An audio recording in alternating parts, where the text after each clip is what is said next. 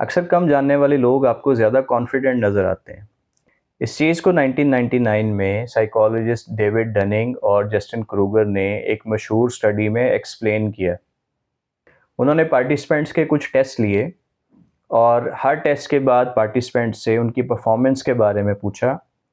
Lowest performance वालों ने अपनी परफॉर्मेंस को बहुत अच्छा बताया, जबकि हाईएस्ट परफॉर्मेंस वालों ने अंडर एस्टिमेट करते हुए अपनी परफॉर्मेंस को असल से कम बताया।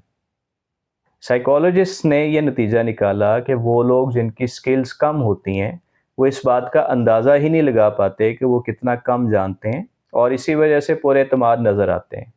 इसे डनिंग क्रूगर इफ़ेक्ट का नाम दिया गया। आपके आसपास इसकी बेशुमार मिसालें मौजूद हैं। एक साहब जिन्होंने यूट्यूब पे कुछ वीडियोस देख लीं, अब वो हर कमेंट में डॉक्टर्स, इंजीनियर्स और इकोनॉमिस्ट को गलत साबित करने की कोशिश कर रहे होते हैं और ये समझते हैं कि उन्हें सब कुछ आ गया है। एक साहब कहते हैं कि बिज़नेस है क्या? सस्ता खरीदो, महंगा बेचो। लेकिन जब वो खुद बिज़नेस करते हैं तो फिर sourcing, marketing, cash flows, customer complaints, taxes, ये सब चीज़ें समझ आती हैं। एक नौजवान 2 हफ्ते जिम गया, अब वो सबको डाइट प्लान और सप्लीमेंट्स रिकमेंड कर रहा है।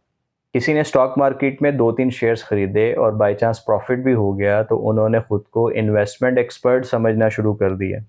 लेकिन जब मार्केट गिरी तो फिर समझ आई कि रिस्क मैनेजमेंट भी कोई चीज़ है।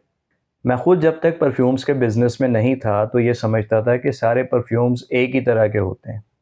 लेकिन जब मुख्तलिफ नोट्स को एक्सप्लोर किया तो पता चला ऊद, floral, spicy, aquatic, fresh, woody और इस तरह के कई नोट्स जो है वो मौजूद होते हैं और परफ्यूम्स की ये दुनिया बहुत वसी है।